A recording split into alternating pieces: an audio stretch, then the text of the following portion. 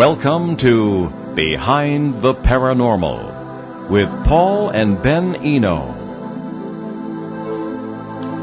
Why does South America and Brazil in particular have so many UFO occurrences? Are they different from UFO incidents elsewhere? Why don't they get more attention? Hello and welcome to the 830th edition of Behind the Paranormal with Paul and Ben Eno. I'm Ben, and those high-flying questions came from my co-host and partner in the paranormal adventures, and dad as well, Paul. Today we present a new guest on an important southern subject, and we welcome your calls today. The number is 401-766-1240. That's from anywhere. And you can email Paul at behindtheparanormal.com or contact us via Facebook, Twitter, or Instagram. Coming to us via Skype today is Thiago Luiz Ticchetti, whose father was a pilot in the Brazilian Air Force. Thiago has been researching the UFO phenomenon for more than 22 years. He is co-editor and columnist for Revista UFO Brazil and columnist for UFO Truth magazine. He has published dozens of articles for Revista UFO and other publications. He is the author of 11 books and has just published his first one in English from Flying Disc Press in the UK, UFO Contacts in Brazil. Thiago is president of the Brazilian Commission of Ufologists. He is the Mutual UFO Network's assistant national director for Brazil, a MUFON field investigator, and member of the MUFON STAR team. He lives in Brasilia, the nation's capital. I have to mention that our guest last week, Thiago, Murray Silva, is he known to you? Yeah. Oh, yeah, I guess his father-in-law was a general in the Brazilian Air Force and probably commanded your father, so... Maybe. Yeah, it's a small world. Indeed it is. Anyway. So, Thiago Luiz Ticchetti, welcome to Behind the Paranormal. Thank you both, and thank you the audience. Very pleasure to be here. Hey, well, it's great to have you with us. So, let's start off with some seemingly simple questions. So, when it comes to UFOs, how active is Brazil compared to other parts of the world, and why do you think that is? Well, I think that Brazil is a hot spot of UFOs. Here in Brazil, we have all kinds of types of UFO sightings. We have abductions, we have UFO crashes, we have simple sightings, and big questions to why that happened. I don't know. Brazil is a very large country, the size of a continent. You know, we are perhaps 80% of the South American continent. And Brazil has a lot of resources, like natural resources, like animal resources. We have many types of environment in a single country. We have a desert here, a savanna in Brazil. We have a jungle, we have a rainforest, and we have snow in Brazil as well. Not everybody knows that, but in some cities in Brazil we have snow. Well, I was going to say that today's forecast here for freezing rain probably will not be much of a bother to you. No. No. Well, I live in the center of Brazil. It's very hot. Now we are in a rain season. It's raining every day from. Oh yes. For 3 or 4 months, it's raining every day, and the rest of the year is a dry weather. Mm-hmm. So I think because the size of Brazil and the type of the country, the kind of the country with so many resources, I think Brazil is a hot spot of UFO. Well, we here last evening, the History Channel broadcast a new edition of Ancient Aliens, something I don't customarily watch. Ben's mom is a big fan of it, so which is surprising. Yeah, it is. It's rather disconcerting to me. Almost 40 years of marriage, and she's been keeps my feet on the ground with this stuff. I suppose you rubbed off on her a little bit. Well, that does tend to happen. But it had to do with Chile. And it said that Chile has the most UFO sightings of any country in the world, and it mentioned what you just mentioned, Thiago, which is the various sorts of terrain, the climate, resources, etc. And before we get on with our regular questions, I thought I would watch that last night and ask you what your opinion is of that. I get, well, because Chile is not is on the other side of the continent from Brazil. But what say you on that? Is it who's out in front here, Brazil or Chile? Yeah, Chile has a lot of sightings. It's true. I have important sightings there in Chile, but Chile is much smaller. It's smaller than Brazil. Much bigger than Chile. And I don't think they say that on average of the size of the country and the number of the sightings. I don't know. If we do this math, maybe Chile has more sighting per person than Brazil, because the sighting and the population, the size of the population. But many cases that happen in Chile happen in Brazil. When we had in 1982 a great UFO wave in Brazil, we had 2 or 3 months later a great UFO wave in Chile. So perhaps they come here and then they go to Chile, to Uruguay, Argentina, and so, because Brazil, as I said, is very big. It's very big. Well, they probably don't pay attention to national borders. Ben, did you have a question before we get on with some of these others? I do, and it's Thiago, you made a really interesting point, which is something I've never really considered before, and the natural resources. Brazil has a very, very wide and diverse amount of resources. Have you seen in your research any sort of interest from, extraterrestrials or UFOs or what have you in natural resources themselves? Yeah, in Brazil we have a lot of cases that the UFOs and the alien beings are taking samples of our soil and water, and but curiosity, we don't have any case of cattle mutilation here in Brazil. That's interesting. Brazil. And there is a large cattle industry. Yeah, we had some kinds of chupacabras. We had in the early of 2000, but we never had this cattle mutilation.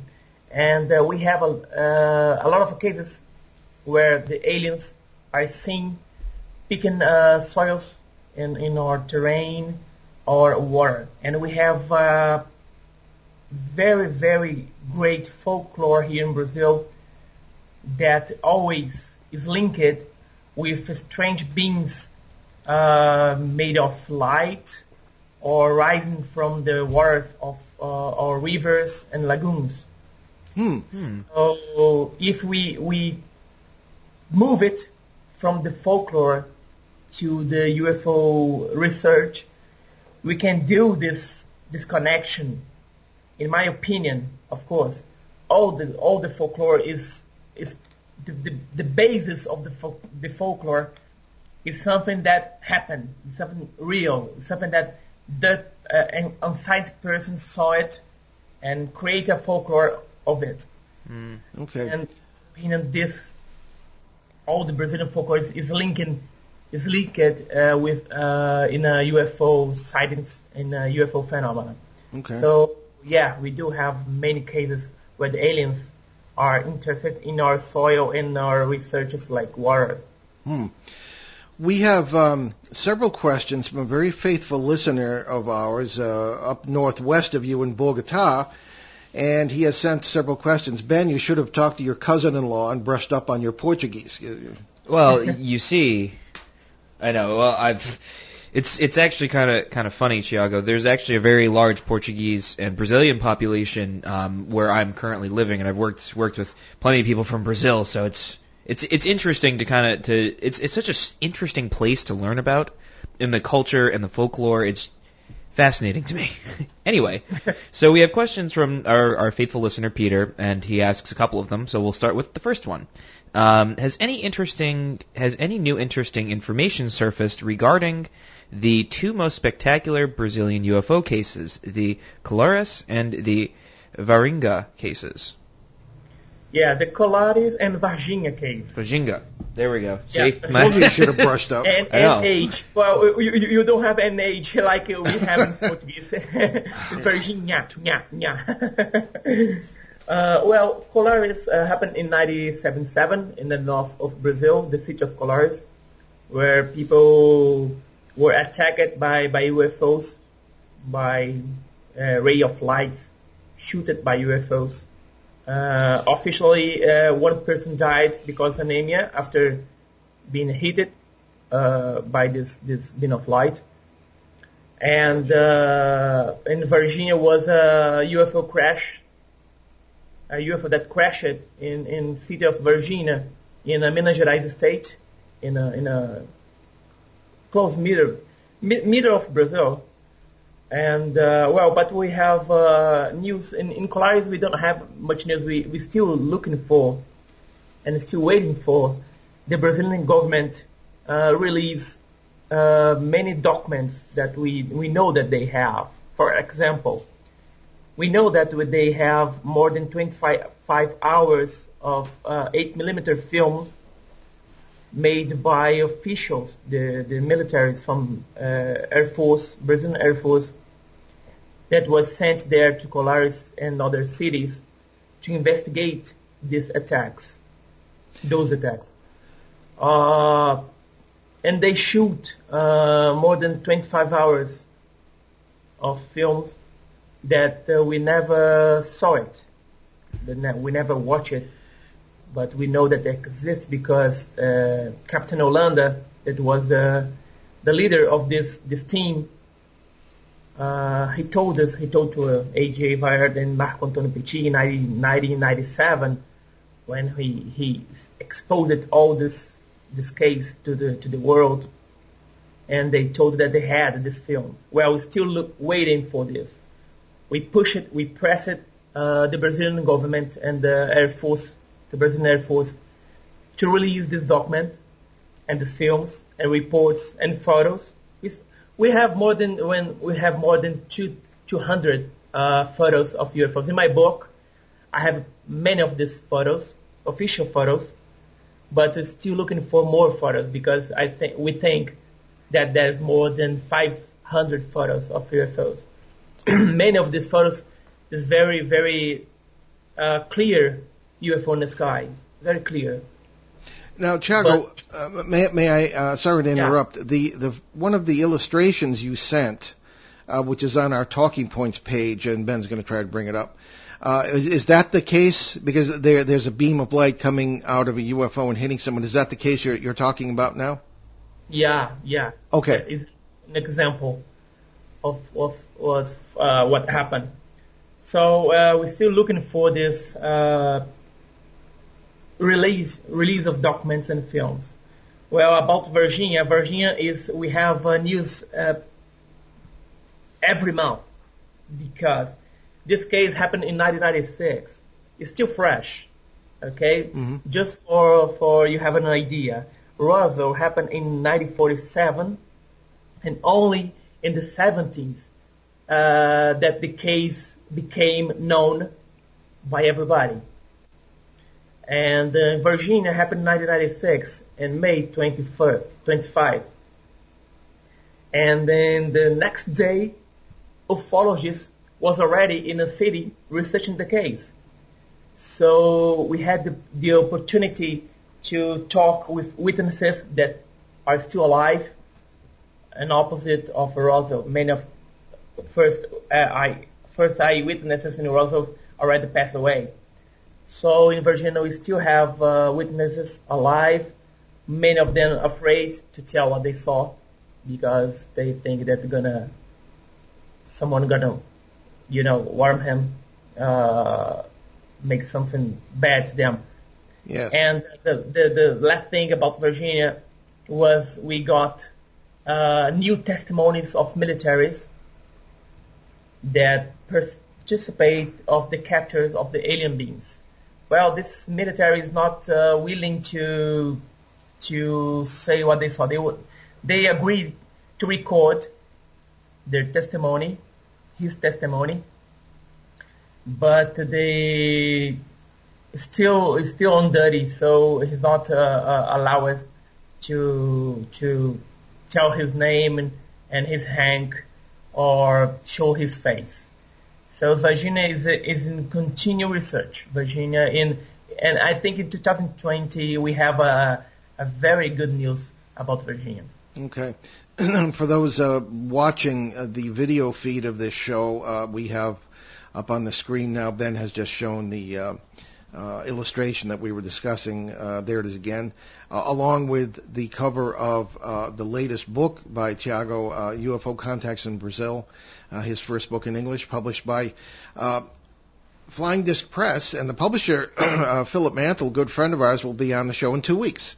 He's a UFO experiencer and expert in his own right. So, Thiago, we have now another question from Peter in Bogota, and Ben, if you would be so kind. Okie dokie. So Peter writes to us. Also, any new information about the Westendorf Pyramid UFO encounter? Yeah, Westendorf was an amazing case. Is in my book as well. Westendorf was a pilot. He was flying over the Duck Lagoon, Lagoa dos Patos in Portuguese. And he saw a huge UFO, a triangle UFO, much, much bigger than his Cessna airplane. And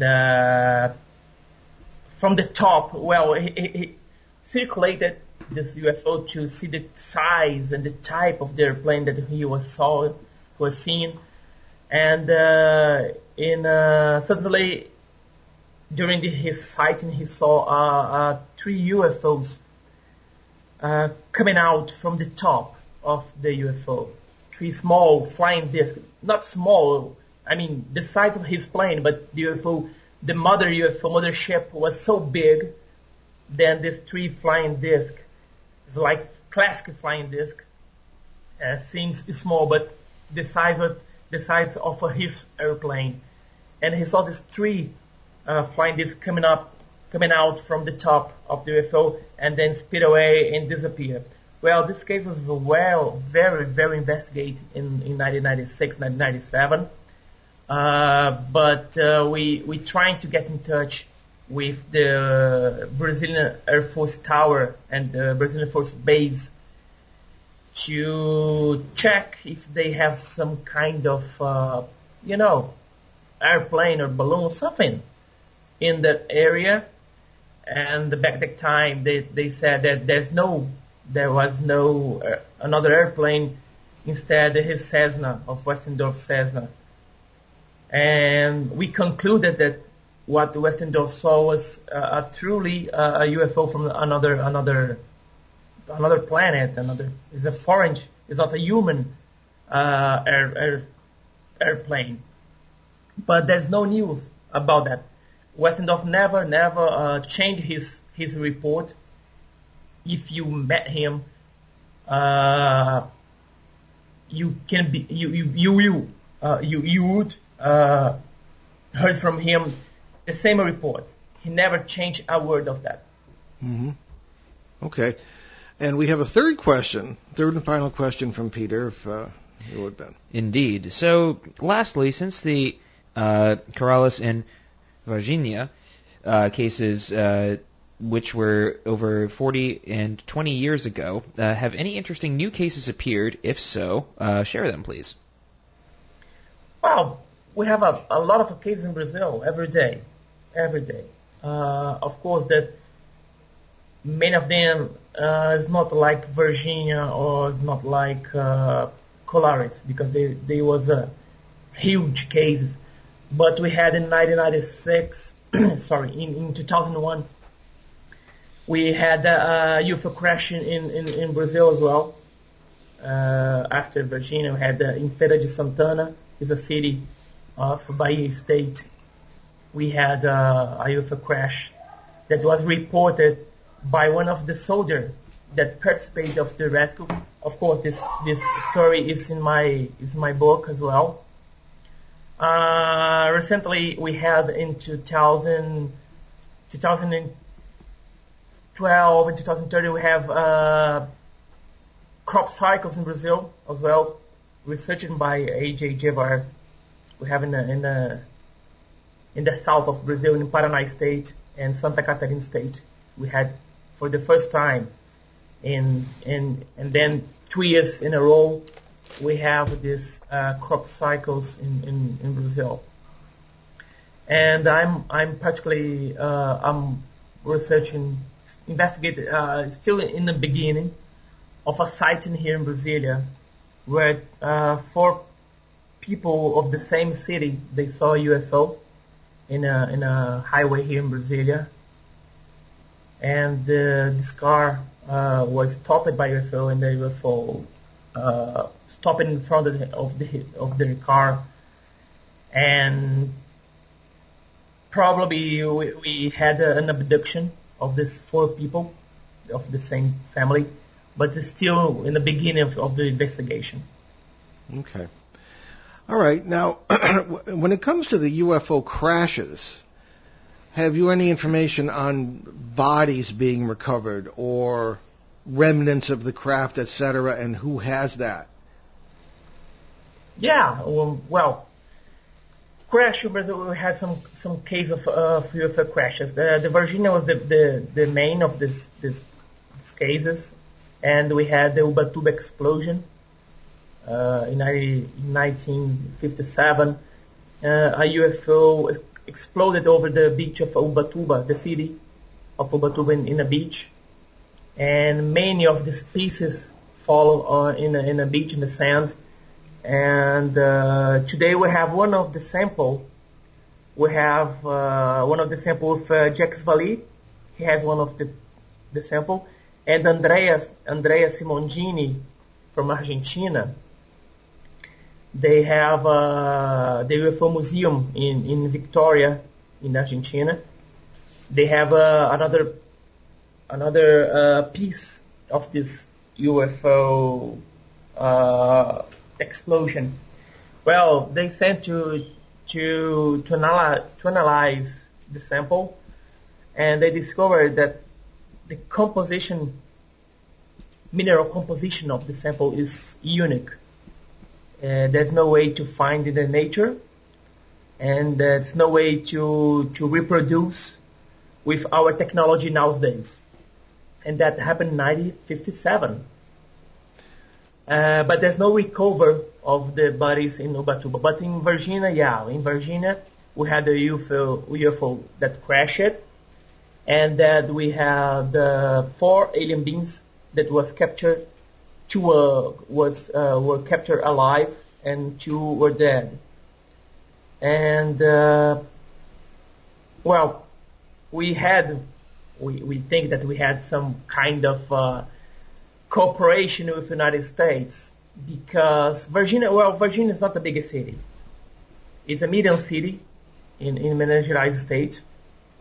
And a few days after the Virginia case happened, a huge airplane, a Buffalo airplane from the United States, landed in the airport of Virginia. It's not a big airport as well. And people from NASA and United States government and militaries landed in Brazil. We don't know why. They said it was to sign a cooperation contract with the Brazilian government. But we know that some trucks, covered trucks, box trucks, highway to the airport and put something on board that airplane. Now we know that what had in that boxes were the UFO and the parts of the UFO that crashed, and the alien beings as well. They was in an airplane, and then the airplane flew to United States. Well, we don't know if it's coincidence, but sometime later, the United States gave to us a ticket to our first astronaut to go to the space. So we exchange a crashed UFO and alien beings for a ticket to ride in space. Well, that seems very sensible, I suppose. Well, let's take our bottom of the hour break now. You're listening to Behind the Paranormal with Paul and Ben Eno on WOON 1240 AM and 99.5 FM in New England's, a lot chillier Blackstone River Valley than where our guest is. And we'll be right back with Thiago and our amazing subject, the UFO situation in Brazil. So stick with us. Lou Mandeville here to tell you the only place to get your local high school and college scores, as well as the Pats, Bruins, Celtics, and Sox is on my morning sports reports. And they are right here on ON 1240, Monday through Friday on the Morning Fun Show. Are you tired of the same old dishing and depressing chatter in the morning radio? Then don't get down. Get up with me, Dave Richards, from 5 to 8 a.m. each weekday. On the Road with Joe, fun, the trivia quiz, and interesting stories, and your favorite tunes by your request. Don't get down. Get up with Dave. Weekday mornings only on ON, AM, and FM. Local and live at 99.5 FM. And welcome back to Behind the Paranormal with Paul and Ben Eno on WOON 1240 AM and 99.5 FM. And our guest today, Thiago Luiz Ticchetti, he was a well-known author and Brazilian UFO expert, coming to us all the way from Brasilia today, and we are very happy to have him with us. Ben, you had a rather intriguing thought during the break. I did, and the more that we're sort of talking about the phenomena of the UFO sort of incidents there, it's interesting how the behavior seems slightly different, and I'll sort of elaborate on that a little bit. At least in the United States, the sort of behavior of the phenomena, or how it sort of reacted to from, basic everyday people that have, close encounters, or they have abduction experiences, or even something like cattle mutilations, which you, Thiago, said that there are no cattle mutilations, which is amazing to me. But they take soil samples, they take samples of plants, and they sort of care more for the natural resources, which is even more fascinating. Now, my question is this: when it comes to abductions, is there a difference in behavior? Do people have different experiences with it? Well, no. The abductions is quite the same. We have many cases of aliens abductions here in Brazil, and they do the same. They do the same exams. For example, they put some implants. I have cases that they put some implants in people. They have an abduction that two cousins were abducted by the same time, at the same time. We have cases that, we have the Antonio Villas-Boas case. Was the first, it's not the first, okay, but was first then the Baton Barney Hill. Baton Barney Hill happened in 1965. If I'm not wrong, 61 actually. Yeah, 61. Right. And Villas-Boas was abducted in 1957. So it was 4 years before Barney and Bethel. And just what we just get know about it years later. But Villas-Boas was an amazing case, the first that we know where a sexual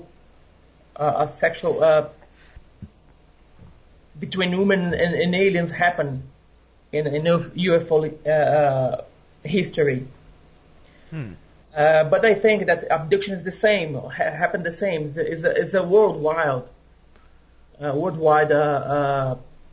procedure, maybe done by the same alien beings, because here in Brazil, when we talk about aliens, abduction is the same person, is the same beings, the grays with black eyes and no hair, gray skin, small, something like that. Well, Thiago, your psychic powers are at a height today, because I was just about to ask you about the Villas-Boas case, and you already discussed it. So, predating the Betty and Barney Hill case, which happened not too far from where we are in New England here. Now, the question arises always on this show is defining what we're talking about. There are many opinions about what UFOs could be. The general assumption is that they are craft from other planets, but there are many other possibilities. There has been some discussion of them as craft from other times, or craft from sort of multiverse or extra-dimensional, this sort of thing, or any combination thereof.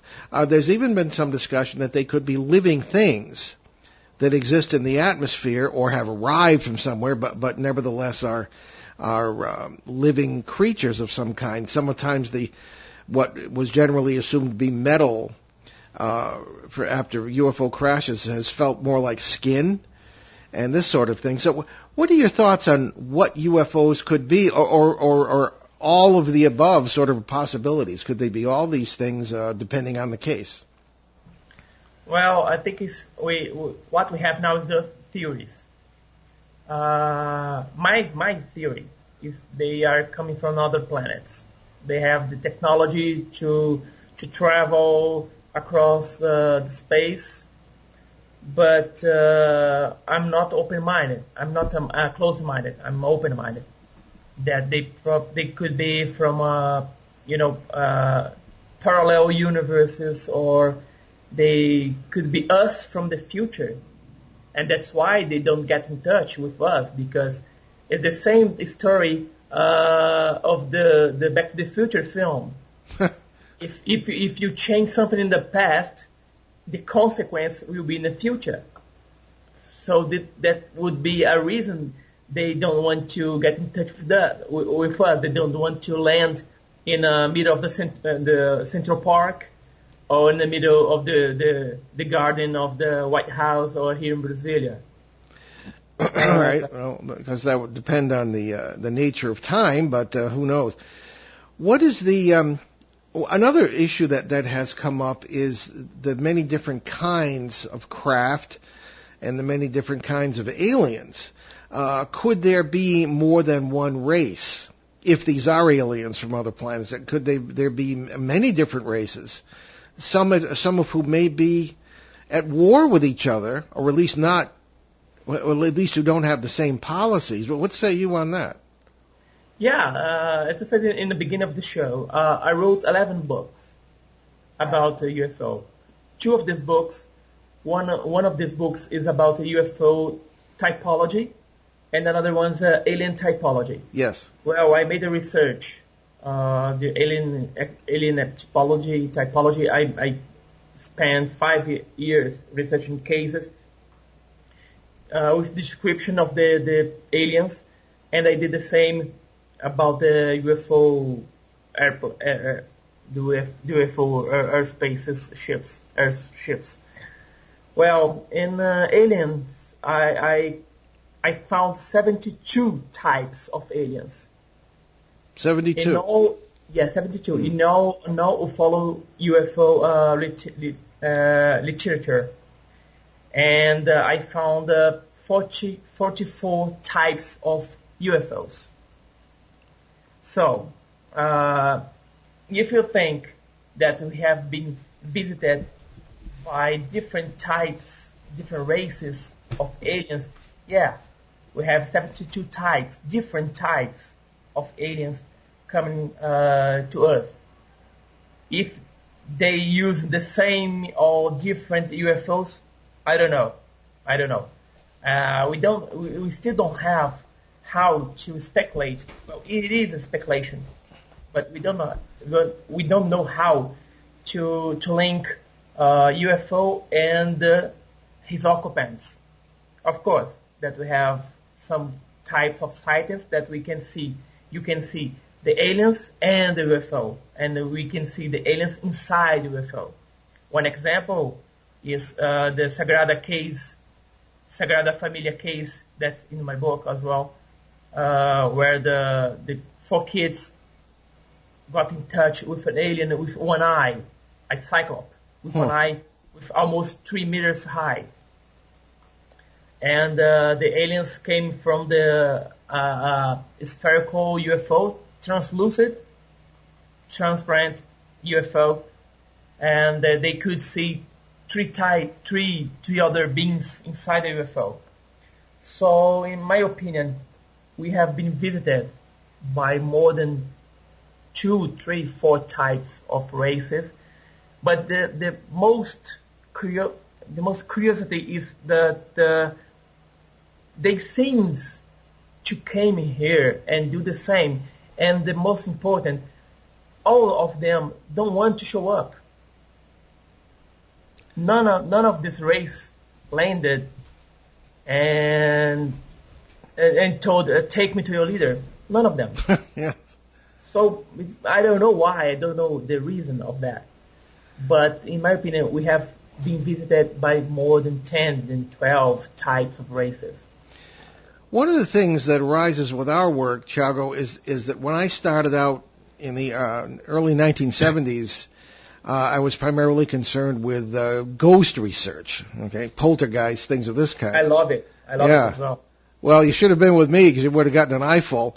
But I kept, as time went on, I kept running into UFOs, oddly enough. And so today, Ben and I specialize in what we refer to as flap areas. John Keel would say window areas, where various types of phenomena that traditionally have not been related are actually related, in our opinion. So the question to you is, do you run into cases in Brazil where something that we run into all the time, Bigfoot, or whatever the Brazilian equivalent of Bigfoot might be, would be near UFO sightings, or the same people are seeing UFOs and a creature of that kind? Yeah. As I said, Brazilian folklore has a lot of entities, let's say that. And we have many cases in Brazil where the people saw something we call boitatá. What's a boitatá? Is a snake made of light that came from another ball of light, bigger ball of light, and get the shape of a snake, but a glowing snake. And we also have the curupira. Curupira is a entity. It's not like the Bigfoot because it's not a hairy mammal. It's not a hairy entity, but has kind of savage behavior, and that it still saw with side by side of a UFO. So we have this kind of creepy creatures, and many people believe that they are devils or ghosts. Yeah. We have this confusion. People think that some of these beings could be a devil or could be a ghost, and the UFO should be a door from the beyond, something like that. Well, we often find that people will put labels on things. They'll put names to things that may or may not, that come from our understanding and may or may not be what they really are. Okay. Let's take a moment for you to talk about your books, your website, and I know that you run many conferences in Brazil. Somebody is kind enough to send me that information. So tell us about where can people find out more, and go ahead. Well, I have a website. I have a Facebook with all my lectures, all my books. When I publish a book, I put there. And on Facebook, just looking for Thiago Ticchetti. You wrote my name's perfect, correct. It's amazing in a blog, in a site. And we can find my book, my English book. You can find it on Amazon.com. Okay. And it's a 500-page books with more than 300 of photos and drawings and illustrations that covers cases pre-1930s in Brazil, 2015. So the readers going to have the opportunity to learn a lot of the Brazilian ufology. Okay, very good. Now, let's go back to some of I believe you talk about this in the book. Is it Operation Prato? Yeah. What was that about? Yeah, the plate operation is the same of Colares, the same thing of Colares. The plate operation is the name of the team from the Brazilian Air Force that was sent to investigate that case. Well, everything happened, officially happened in October of 1977, where people from several cities were afraid because they were being hit by being of lights that came from strange aircrafts in the sky. Well, it doesn't matter if you are in a house, because this beam of light could break through the roofs and hit you. In the man, they hit in the shoulder, on the arms, and the woman a little above the breast. Well, when people got hit by this beam of light, the people got sick, dizzy, and very, very weak. And when they went to the hospital, the nurse and the doctor found that they had anemia. So this beam of light was sucking their blood, the cell blood. Huh. And officially, one person died because of that. It was officially, because we know that more than 10 people died because of that. And this happened in several cities of the north of Brazil. Colares was the most famous city, but the city was, the north of Brazil is so big. It's bigger than many countries in Europe together. The Amazon, the Brazilian Amazon state and Pará state, they are bigger than many countries on Europe. And the city was very far from each other. So this team from the Brazilian Air Force didn't go to all the cities, all the places. They focused in the bigger cities. It was Colares and Ilha do Sol, Sun Island, and people around and cities around of the cities. And they found that what was happened was real, because this team saw the UFOs. They saw alien beings. They filmed it. They took photos of that. And Holanda was the captain, the leader of this group. And once he was so close to alien being, close, like 10 meters away from the alien being, and they took all these photos, the films, and went to his commander and asked them, we are this close to get in touch with another race or another type of race. But for his surprise, his commander told him that the case was closed. All the operation must be terminated. And he questioned, why? His commander just said, we know what we have to know.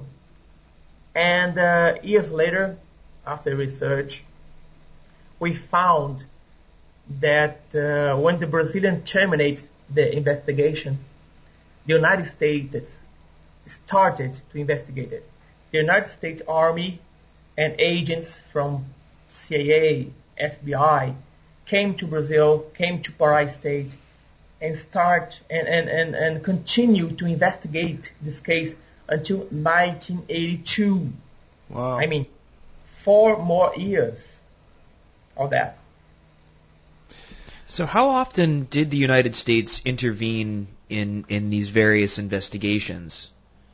Well, I think all the time. Because the United States is a very powerful nation, the most powerful nation in the world. And I don't know, they have the cooperation contract, the cooperation, kind of cooperation with another allies in South America or in Africa. I don't know, but the Brazil was always a good ally of United States. Mm. We as you may know, during the Second World War, the Brazil gave a city to United States in Rio Grande do Norte states, the Mossoró city in Brazil, in Natal, the capital of Rio Grande do Norte, was full of militaries from the United States. They made a base there to protect Brazil from the Germans, the Nazis. And since then, we have this close allies with the United States. So I think the United States know what happens in the skies everywhere. And having Brazil as ally, they can come here and make some exchanges. Let's say that. The question arises too: what, in your opinion, Thiago, is the agenda? What is the reason that if these are alien beings, what do they want here, and what are they doing, particularly with abductions, and searching for resources? Yeah, this is a $1 million question, right? Yes. Well, I don't know. In my research, I can tell you that some types, some races come here to get research from our environment. Another types want to get abduction to study us, to control us, or monitoring our development. But I think it is my opinion, only my opinion, that they are here to watch us, like red labs. It's a strong word, but I think that we are red labs for them. I think in the past it's just like aliens from the past, sight aliens, that from some reason they create the shape we are today. It's my opinion. Well, and now they are observing us to see how we move away.